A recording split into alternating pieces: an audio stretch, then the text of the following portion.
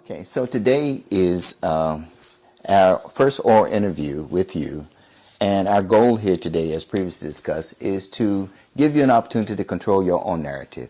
We want to talk about your collective life experiences and the fact that you have survived some 73 years of life here and around Orange County, Virginia. And so, as the matriarch of your family, we think that it's relatively important that you have the opportunity to speak to your life issues and your experiences, and so that we can preserve this information for your children and your grandchildren and your future generations to come. And so the first thing we want to talk about is your background. When and where you were born?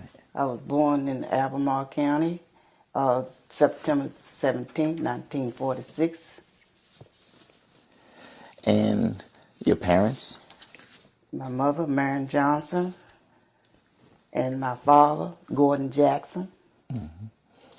And so, Paulette, one of the things about us is that, sometimes when we are really young and as we grow older, it's hard to remember your first memories. But to the best of your recollection, what are your earliest memories as a child? Visiting my relatives in Orange, first of all, going to school at the age of 6, because we didn't have kindergarten. We went straight to the first grade. So what school was this? Orange Graded School, up on Bowler Lane. Okay. On the other side of where Isaiah lived. Mm-hmm. Was this a one-room schoolhouse? Well, not really. It had one big room, and then it had a door dividing it where they made 2 classes. I think it was 3 maybe altogether. Mm-hmm. And they had a little place out on the porch where they served you ice cream on certain days. Oh. Yeah. So this was a segregated school, I believe? It was all black. All black. None of the principal or the teachers, no one was... Mr. Holmes was Mr. Holmes was one of the principals. Miss Sneed, I think, was one of the principals at one time, and Mr. Pleasant, John Pleasant, was one of the principals. Okay. At one time. Well, let me ask you this, Paulette.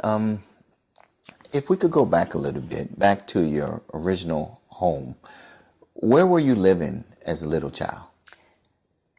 I was living in Tin Cup Alley in a 2-bedroom house, no indoor plumbing, a living room, dining room, kitchen. Like I said, outdoor plumbing, no electricity. We had oil lamps, wood stove, coal stove. Mm-hmm. And so, how many people lived in the house back then? Well, there was Gertrude and her crew.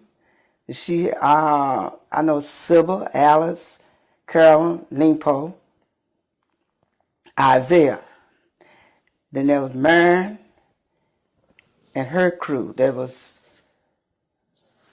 Anne, Warren, myself, Walter, Ricky, Kent, Tweedley. Then there was Chris and Larry at one time, Grandma. Then there's Howard Collins, Tony Collins, and Marsha Collins. All in this 2-bedroom house, but the rooms were big. But we had multiple people in these beds because the rooms, so one but 2 beds in one room, and 2 beds and a cot in the other room. So then we had the living room where we had to pull out sofas. People slept there. So you made do? We made do. Okay. Yeah. Okay. And so now you mentioned your grandmother Ophelia. From what I understand, your middle name is Ophelia. Right. Is that you're named after her? I'm quite sure. Because when we was growing up, nobody else had the name. Nobody had Grant until Mr. Allen came along. Okay. So we had the name. Carry the family name. Carry the family name. Okay. And so now I noticed that you mentioned Grandma Johnson, Ophelia, but her husband, William Travis, do you recall seeing him before? He was dead, but I came along. Okay. I never met him. So she was a female leading this entire family. Yes. And all of her children and their children in one house. Yeah. Okay. Did she work? Yes. She did housework for the Burgess on Burgess over on the other side of 7-Eleven up that road. Okay, okay. So it sounded like you had pretty humble beginnings living in the town of Orange, living in what they call the alley. The alley, 10 Cup Alley. Okay, okay. And so seems like you had a lot of people to be around, children.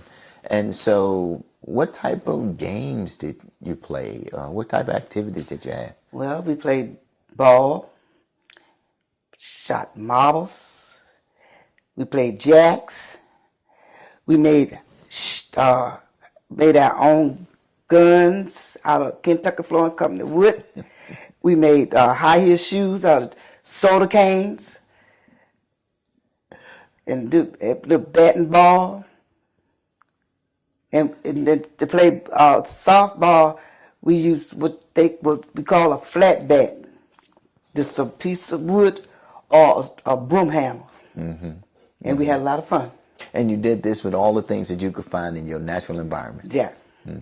Not too expensive. Nope. But a lot of fun. A lot of fun. Okay. And I assume that you had other children in the neighborhood, your neighbors, other friends from the other households? Yes, there's Corrine, all of her kids. At one time, Miss Della Walker, her children. And that was, and the Jacksons, and the Burks, they had children. Yeah. Okay. So that seems like you had a pretty robust childhood. Right. And this is all pretty much, in the early years. In the early years. In the early years. 50s. Okay. 40s and and 50s. So now you've started to go to school. You start to walk to school. So what was it like walking to school? You walked in a big group, or did you walk alone? We walked to school by ourselves at the age of 6. We went up the railroad track. Oh, okay. Because that road wasn't divided like it is now. We went from 10 Cup Alley and went up to Bowler's Lane from the railroad track. No. So Lindsay Drive didn't exist at that time? No. Okay. We went up the railroad track. All the way up until we got to what is this street now? Twyman. Okay. You just went on around the curve and went on to Bowler Lane. Oh, okay. Now see, all that's new. All Lindsay Drive is new. Okay. That was nothing but woods. And when the weather was really bad, we went up Caroline Street and hit Main Street and went down Primer Street and on around to Bowler Lane. Okay. Okay.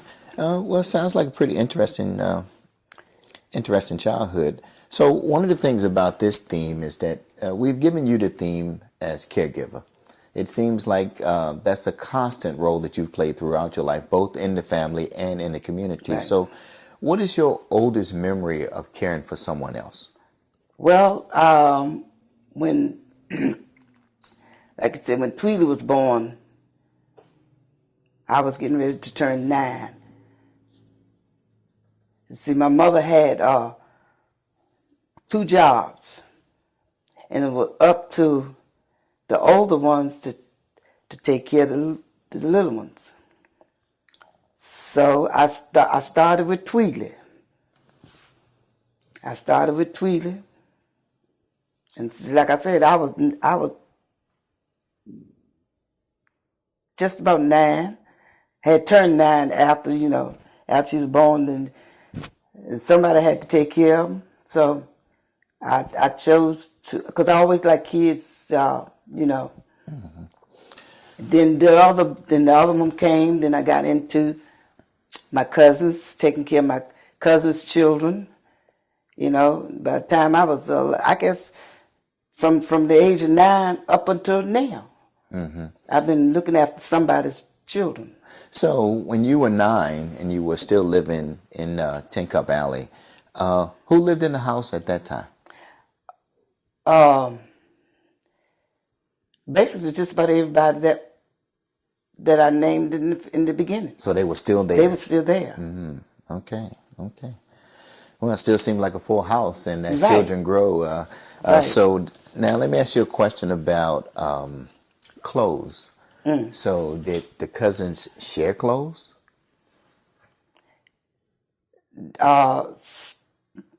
Some did and some didn't. Because most of us were really small and were the same size. Because my mother and my oldest sister, we were the same size at one time.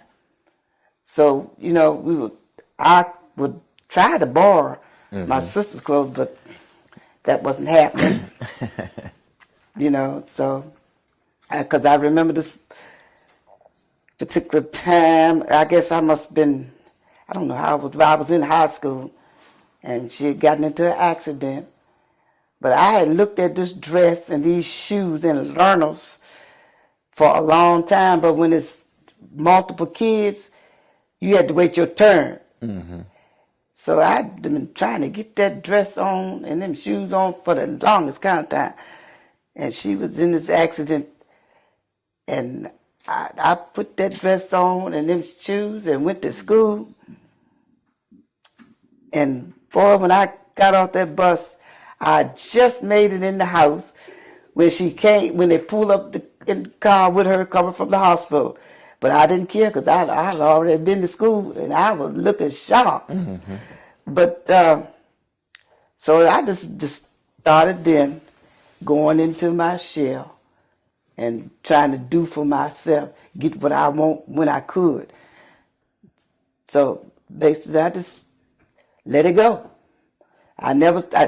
If she see this is going to be the first time she know that I had that dress on and those shoes. Also, this will be a surprise to It'll her. be a surprise to her. Interesting. Because I got in that house real quick and up those steps and changed those clothes before she could get in the house. So having said that, as we said in the beginning, you were the middle child.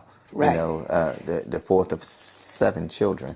So how did that feel growing up, being the middle child? Well,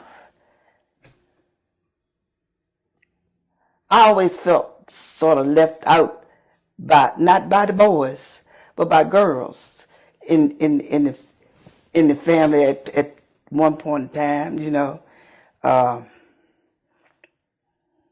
I didn't get to do some of the things that they could do. I never got to visit my aunts that lived in the city. Because when it came around to me going off, somebody else already had plans to go. So I had to still stay there. And I just let that ride. I never made anything out of it, I just said, well, my job is to be here with my grandmother. Because everybody was, they work.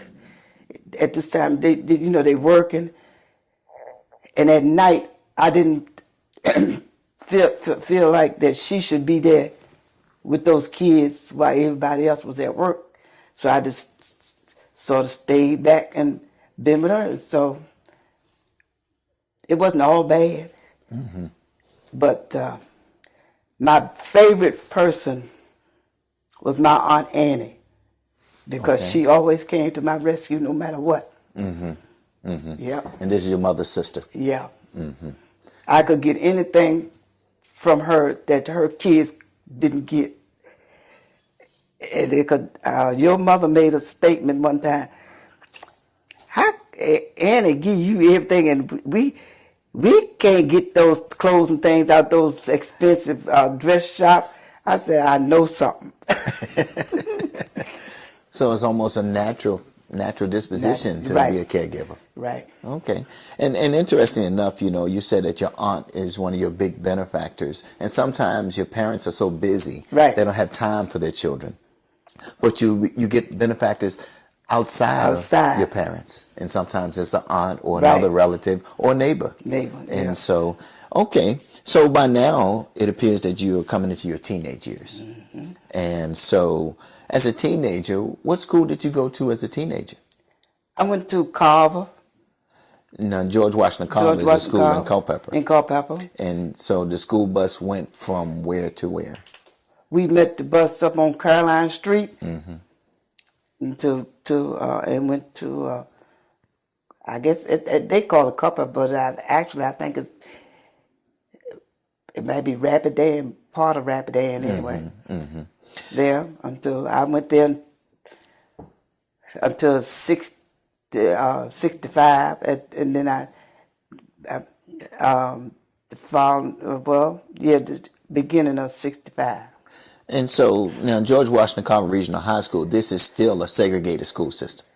It's still all black school. All black. In 4 counties. Yeah. Mm-hmm. So you start to meet friends from other counties. Other counties, the girls and boys from the other counties. Madison, Culpeper, Rappahannock. Mm-hmm.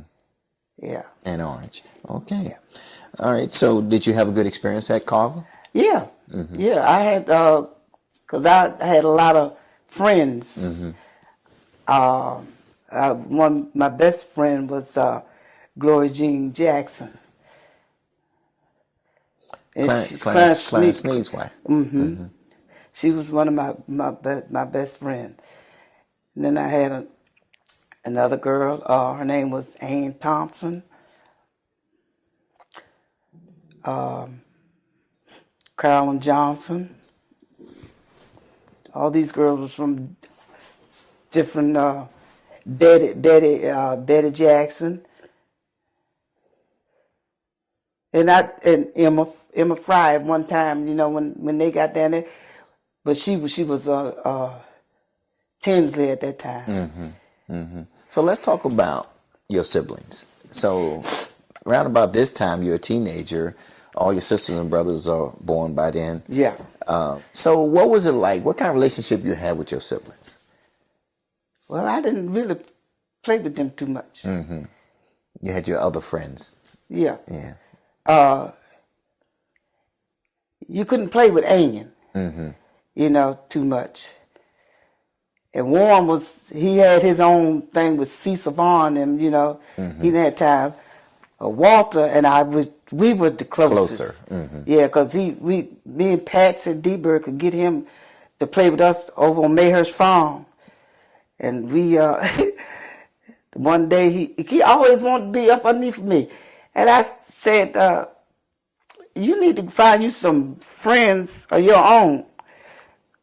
So Patsy and her daddy worked on that farm. So we out there one day, we making pies and stuff, but we took some grass and put on some cow manure. Mm. Walter had on new gloves, and we making pies now. And we told him, pick it up. And he reached out to pick it up. And he said, what is this? I said, you always want to play. We playing house. Mm. Got his new gloves. He ain't play with us anymore. Mm. So he was a nice guy. Mm-hmm. So I took up for him a lot. But that's what sisters and brothers do for one another. That's good. That's good. Well, it's good to have siblings. I found that to be a pretty good thing. And so now you're a teenager, you're growing up, and you talked about going to a segregated school in George Washington Carver, but something happened to you in 1965. Tell us about school and how things changed for you. Well, in 1965, when I went into Orange County High School, I didn't have, I didn't have any problems until one day after lunch, going back to the class. There was a lot of guys hanging against the lockers, and my friend that was with me, she was in 11th grade, and I told her, I said, Patty, they are up to something, and I know you're not going to do anything. So you get on my left side again. So when I got down there, those rental boys, one of David Tuning, and I think it was one of Morton boys, Billy Morton. Okay, when we got even with them, one of them pushed the other one into us. So I just turned around, pushed him back into the locker, and I said, I bet you won't touch me again, because you never know what I would do. And I just went on around the corner. I didn't have any more problems. Didn't have any more problems with them. So the girls were different than the boys in how they received you as black Some students? of them did. Martha Carvin and Edith Dyer. They were a little different. All of them didn't treat us well. None of the girls treated us bad. It was just that one particular time. That was the only time altercation that anybody ever had, because it was only 5 of us at 5 seniors, but it was 25 altogether in the first time around. In 65, 66. And so what about the faculty, the teachers, and the principals? How did they treat the new students? You know what? I don't even remember those teachers and things too much. I know Mr. Arbogast. I know you know him. Larry Arbogast. Yes. Yeah. He was my teacher as well. Yes. I had a Miss. The only teacher that I really didn't like down there was Miss Vine. That's fine. She was kind of hateful to us. Yeah, but other than that, I didn't have any problem with the teacher. And I had my government teacher, Miss Rouse. She was old at that particular time, and she never, when she read the government book and come up with see the word Negro, I don't know I don't know where she came from, but she never said Negro. That's how she. Her dialect, huh? Yes. So, but you know what? I didn't pass government at Carver, so that's why I had to take it again. But I had a B in there, and so I don't know what the problem was. I guess it was being taught different. I didn't have to do a certain thing that Carver was doing that she did, that she taught. I had heard stories about George Washington Carver is that they had high learning standards. Right. And then, of course, because it was Fort County, you had some of the best and brightest students because the pool was bigger. And so it may have been more difficult, strange as it may seem, in the segregated school than in the integrated school. And, but you'll take a pass however you get it, right? That's right. Okay. That's right, because I quit school for 2 weeks in the 12th grade. In 12th grade? Yep. Okay. In 12th grade. Marion told me, she said, you got 2 choices, work or school. I chose to go back to school. So I was the first of the 7 of us to graduate. The first of 7 to graduate. That is interesting. First to graduate. So that was a big deal because I suppose now your grandmother Ophelia was still living. How did she take to your graduating from school? I'm assuming she was proud. She was right there, because you could only get so many tickets. So I had 5 tickets. So I know one for her and one for Marion. one for Annie. And anybody else that, because I only had 5. Mm-hmm. And that was big thing for me because I got new clothes from my grandmother and my aunt. I was fine. Yes. I was fine. Well, Yeah. congratulations. That is Yeah. good. So, Paulette, now, how old were you at this time? I was going on, let's see, this is 66.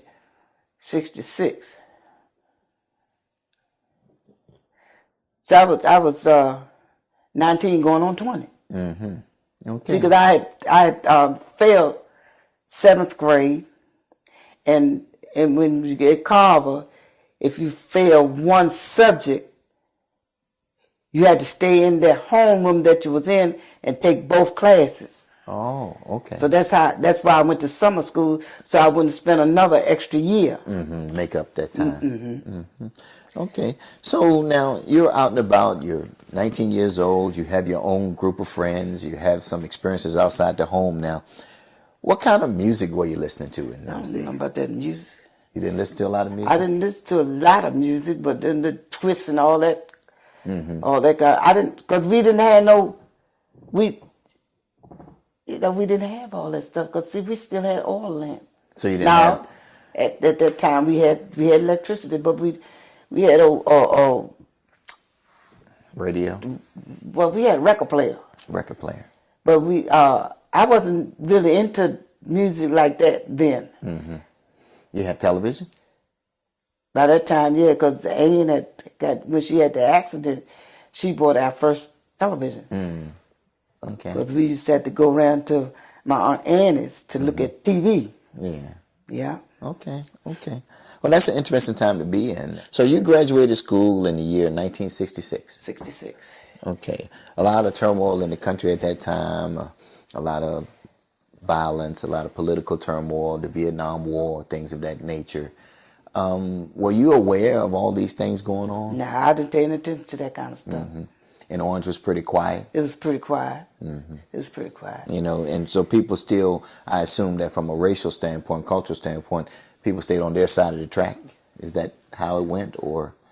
Yeah, because the movie theater, we could go in there, but we had to sit upstairs at 2 levels, upstairs for the black, and downstairs for the white. Pitts Madison Theater on Main Street? Yeah. But what they didn't understand was we had the better seats. So now you start to move into young adulthood. And so at some point, I assume that you get to travel outside of Orange. What was life like for you then? Where did you go? What did you do as a young adult? I went to Maryland, Bethesda and Chevrolet, Maryland, to work. My girlfriend, Dot Jackson, got me this job because I couldn't get a job here in the factory. So my thing is I'm going to make some money one way or the other. I didn't care how I got it because I wasn't college material and I knew that and didn't have the money. So I always worked no matter, I took any job that I could. So my first job was housekeeping. The lady worked at a telephone company. She needed somebody to be there with her kids because she worked at night. So I took care of her kids and cleaned her house and stuff like that. Then when I got tired of that, I came back home for a little while. Then I moved to Alexandria with my cousin, Mildred. And I worked, while I was there, I worked at the drugstore, ran off Glebe Road. For a while, I worked there. Then I worked at Camera Station. Oh, okay. For a while in the serving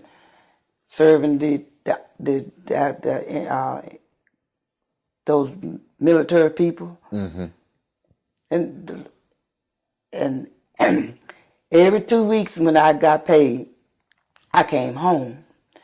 And like I said, because we had a big family and and 7 of us, and so I came back home and made sure that my mother and them had wood for the winter, food to eat, and I bought the young kids each one of them outfit every 2 weeks.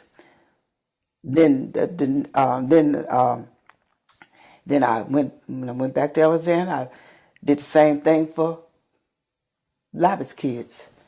I would take one at a time. 1 week to shop, and then the next week I took another one, and that really was all I ever done. Mm-hmm. And you said that means you're still in the business of taking care of people, right? And then when they moved back, and at Christmas time, I shopped for it wasn't a whole lot, but I shopped for all of my cousins' children and them. Everybody had something, and I never asked for anything in return. So my thing is, you don't always have to get something to give something. If you're giving it from your heart, and I'm still doing that. Well, those are good qualities to have. And so at some point you have children, and you have 2 children. 2. And so I got a picture back there of one of them. Okay. I got a picture back there on the bed when I was pregnant with Antoinette. Yeah, yeah, man, Antoinette. She came along in '69, and so by this time I knew I had to work. So I got a little, still doing housework. Didn't matter to me because I was making money, and stuff back then wasn't as expensive. But if you didn't have it, it would have been. But like I said, I could get this milk. I can get 6 cans of milk and that K-Rose syrup, and there you go. You know, and I did. The Pampers wasn't out. I used cloth diapers. You wash them.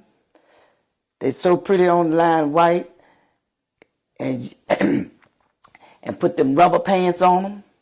Hey, what more can you ask for? And so you were learning how to be a young mother. I was learning how to be a young mother. Yeah, because my thing is I've been a mother all my life, but now I'm really into motherhood because I had this new baby that was mine. So I did the best that I could with her, and then 2 years later, here come the next one. And I said, well, this is not going to work with me having no more than 2. Because I was a single parent and didn't have no idea was getting married. So I cut it off right then because I didn't need nobody to sign no papers for me to say what I could do with my body. So I took care of that. I said, I'm not going to have all these babies that my mama and my aunt was having. No way. No way. I wasn't having. So I and then just so happened Kenneth asked me to marry him. I just said yeah because I thought he was playing, but he wasn't playing. We didn't have 2 nickels to rub together because the little job that I had, he was working at the brickyard, and he had gotten hurt. And I said he didn't even have a ring.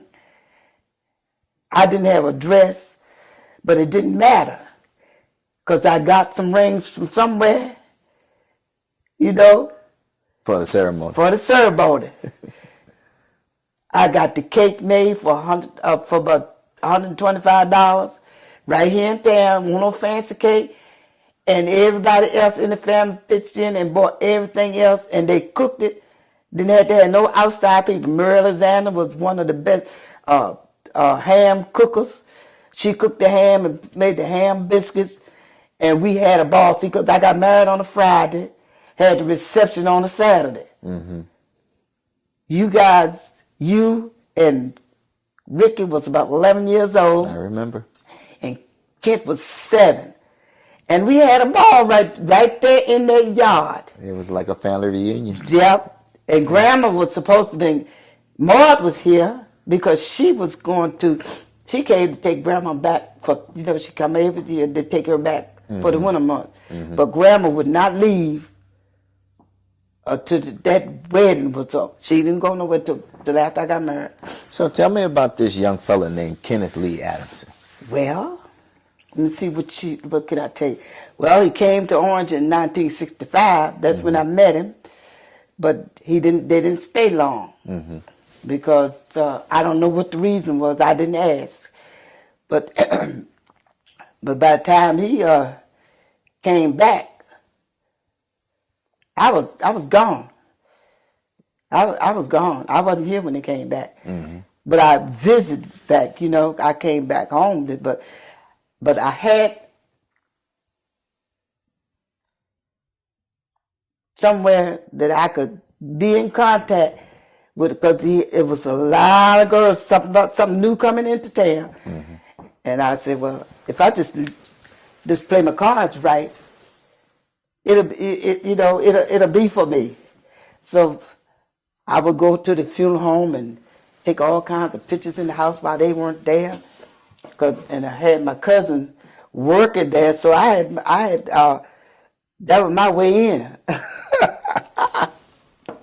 That was my way into the business of getting to know him.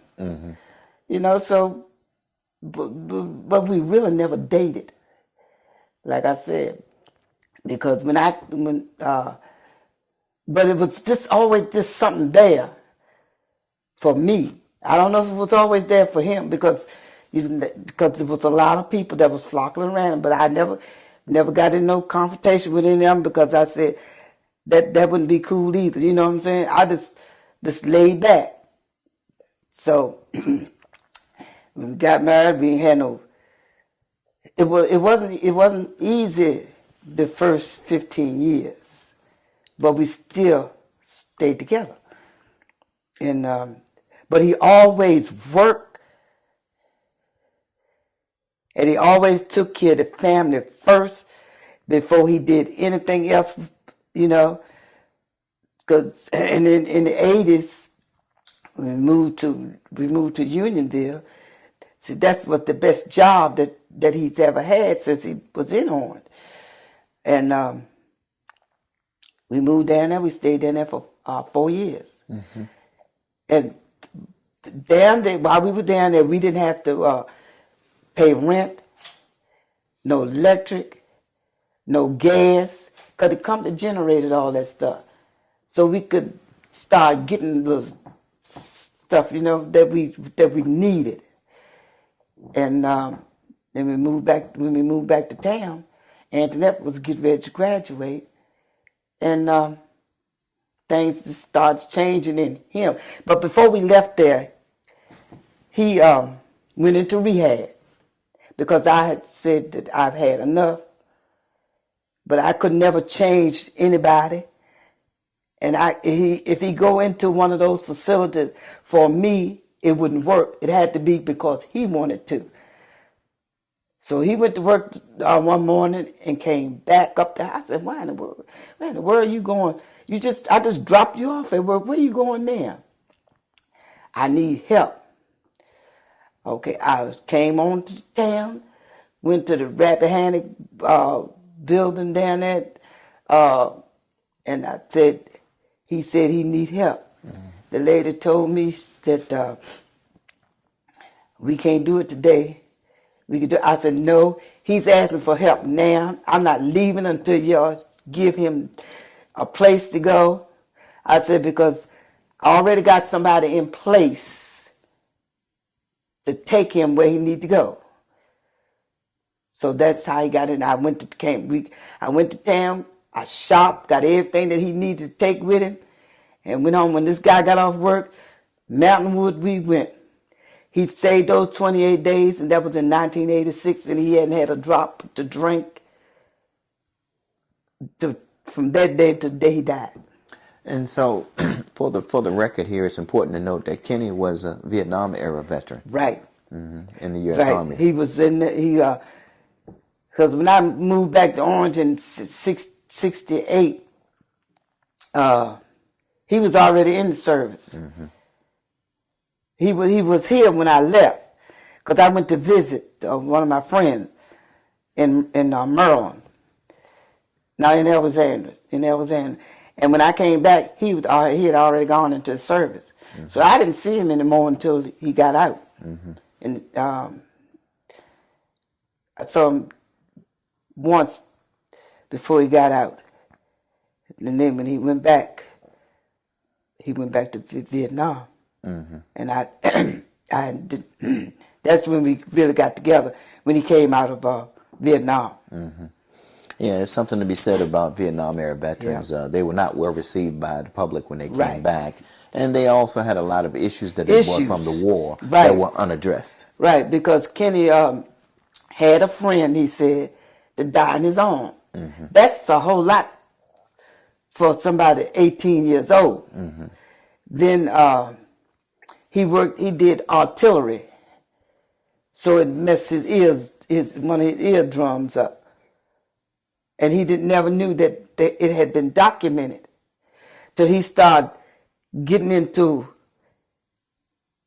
finding ways that the VA could help him. So he dug and whenever he found out something, he would share it with the other veterans that wasn't getting the service that they need. So a lot of the guys that he meeting down at McDonald's, he'd help them to get what they needed. Mm-hmm. He became an advocate, for them. Mm-hmm. And then you couldn't do nothing with him then, because the veterans, because he wouldn't even now put no tags on his car at one point. But then he got into it and started helping other people get the service that they need. Mm-hmm. And he got the service that he needed for himself. Because I want to say that Kenny knew way before everybody else knew about his illness. Post-traumatic stress disorder. Right. Mm-hmm. But see, he didn't bother me. But he would snap at other people, So he knew something was wrong, so he went and got help, and that's when he found out that he had all those issues. So he's helped a lot of people mm-hmm. to get the benefits that they should have been getting in the first place. See, it was because they started giving him, at first they started giving him, I think, about 60% for the eardrum, but then it went to 100% because he was unworkable. Mm-hmm. So, okay. He did a lot. He's helped a lot of people in Orange County for somebody that's not from Orange. Mm-hmm. Because he came in 65 and he left, and he came back. But see, we've been married for 47 of those years. 47 years, a long time. All my adult life. Mm-hmm. Mm-hmm. So tell me about your work as an adult. Now, at some point, you're settling in as a married woman, you have grown children, and you go back out into the workforce again. Yeah, I went to work. The same place that I went to when I got out of school to work hired me after I married Kenny. Mm-hmm. And I think it had something to do with Lindsey Johnson. Your father-in-law? My father-in-law. Because he knew person that worked in personnel. And I got that job down there, and I worked down there to 75 when they closed the place down. And then I went to work right there at Richie Coleman. Mm-hmm. I worked out there for 5.5 years, and the reason why I left there is because it was messing with my health. Mm-hmm. Because I worked in the machine shop, building machines and things, getting my hand all cut up with them steel. But it was the solution that was running on those drills in some of those machines started making my eyeballs hurt. Chemicals. Mm-hmm. So I had to remove myself from out there. So then I didn't work anymore. I didn't work anymore until Brianna went to school all day.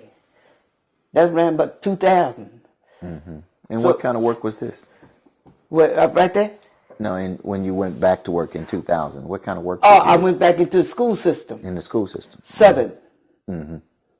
I served for the first day I served was I went to Gordon Barber in the art class for 2 weeks for the art teacher because she was taking a sick leave to help her daughter. And when they posted my name up on that board, you know, by having A as last name, so I'm first on the list. And this is somebody new to them, and they called me and asked me, do I want to work? I went on because I went looking for a job. They didn't come looking for me. So I've been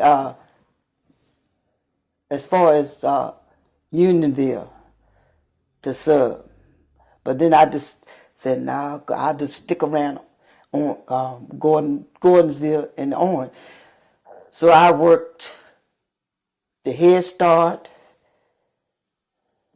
through the 5th grade, and I've been every teacher that was ever in the school system, because once I got in there and they saw that the kids wasn't going to treat me like, you know, because substitutes see a hard time. No respect. No respect. Yeah. But see, I went in there and told them that I want the same respect that you get that teacher when she's in here. And I had a few that, they were all going to act up.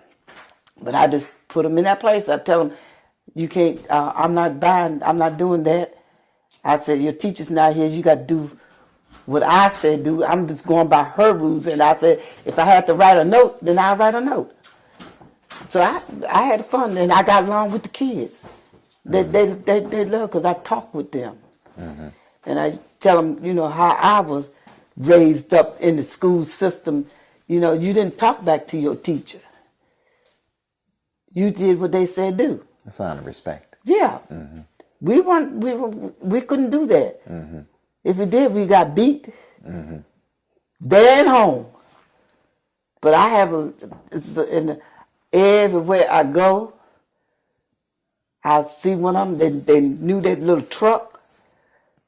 Oh, Mr. Adamson in town, and they be hunting for me. But see, I treat them all the same. Black, white, Hispanic, whatever they were, I didn't change, and they could talk to me. They could talk to me. I know some of them didn't like me, but hey, I didn't care about that. I just did for them what people didn't do for us. At some time point, they weren't always great to us in school, but it is what it is. So I just after that, I just started surrounding myself with kids, because I started out the Head Start. I started up the Head Start in 1974 when they were on the school bus. They rode the school bus because Kim, Reggie, Rodney, and Pootie, they were on that bus, and they would drive them around, town and park in different school parking lots and things, and taught those kids there. And I had a lot of fun doing that. Mary Richardson was the bus driver at that particular time. Then she became, I don't know what she was, but she got into the office after Mr. Baker gave up the job. I think she became in charge of the Head Start program. In charge of going out finding kids and things for the Head Start, recruiting people, and the office work. And she was there for over 30 years. Yeah, she helped me get my son into the Head Start. Okay. Yeah. Gussie Taylor helped me get Kim in Head Start, because Aunt Nep was already in kindergarten. So you had a continual experience, and here we are again, coming back to this constant theme of being a caregiver. Not just inside your family, but out in the larger community. Because I've taken care of all my grandkids, all of them, Now I'm taking care of their kids and their grandchildren. So it's just a cycle. Just a cycle. Just a cycle. I'm just not doing as much, but I'm still doing. So tell me this. How many grandchildren do you have? 14. 14 grandchildren. You have great-grandchildren too? 10. And 10 great-grandchildren. So we're a long way from Tin Cup Alley now. Oh, long way. Long way from Tin Cup Alley. Long way. Hey, from no inside facility till I had 3. You have options. Options. With the light inside. With the light inside. And heat plumbing. heat that you don't even have to put no wood or coal in, Yeah. or oil. So I've come a long way. Furniture that's still new, because the first set of furniture that I had, we moved out here in 1990, so it's almost 30 years. Well, when I got out here, we hadn't even closed the deal. Kenny had been shopping. The living room was set up. The dining room was set up. And I said, we ain't signed the papers yet. We didn't sign the paper till 12 o'clock that day. But see, didn't put any beds up, so they couldn't say we was living here. Mm-hmm. So, the first set of furniture I had, I gave it to her. We had it for 18 years, and it still was new. The second furniture that I had in here, I just gave it to Jonathan. Mm-hmm. Because I wanted something different. I was tired of all that dark stuff. And see, I never bought any furniture before. This is the first time I've ever bought furniture. Because Kenny because he had good taste, Mm-hmm. So I went out and bought me some light furniture this time. And then it'd be new when because I don't sit up here. That's the main reason why we didn't put television up here. Mm-hmm. And then, back there, those were 2 bedrooms back there. So just opened the wall, just knocked the wall out and extended it because people would come and visit and didn't have enough room for them to sit. Everybody sit in the same room. So now we got plenty of space. Now I'm here all alone. I'm not alone, but Kim's here. Mm-hmm. But she just like Kenny. He one place and I'm in the other place because we looking at entirely different stuff. The only time we get together when he come upstairs want to look at Andy Griffith and get his his bedtime snack, his strawberry shortcake every night. Whether I ate it or not, he ate it every night until he realized that he was too sick to swallow it. Mm-hmm. Mm-hmm. And see, we'd had no real problems since we moved back into Orange from Unionville. So it seems that now at 73 years old, you're the matriarch of your family, you have a nice home, you have a reasonable portion of health. Right. You've had a good life. So if you had to look back from your humble beginnings in Tin Cup Alley, what are the more important things that you've learned in this time? That you can overcome anything, no matter how small or big it is. Mm-hmm. You don't have to wallow in pity all the time. Bring yourself out of it. Mm-hmm. But first and foremost, you got to believe in Christ, because He's the head of everything. If you don't have Him in your life, things not gonna always go right for you. Mm-hmm. You got to put Him first, and everything will work out. And see, I never try to change anybody else, because I'm not God. I can't change nobody but me. And that's what I did. I changed me for the better, because I didn't want to be that person that would snap at everybody all the time when they approach me with a whole lot of negative things. You know what I'm saying? So I'm a person that stay to myself, because my sisters and brothers, they all lived a different style of life, and I just wasn't into that. And I don't. It's not that I thought that I was better. It's just that those things didn't appeal to me. But I don't knock them for what they do, because that's them. Because I can't live for nobody but me. So I just stay to myself, and I'm fine. Well, Miss Paulette Ophelia Adamson, you've done well. Thank you. And so we want to thank you for this time. And again, on behalf of HTD Entertainment and Richardson's 55 Plus Cafe and FKF Films, we want to thank you for your time. You're welcome. And we appreciate it.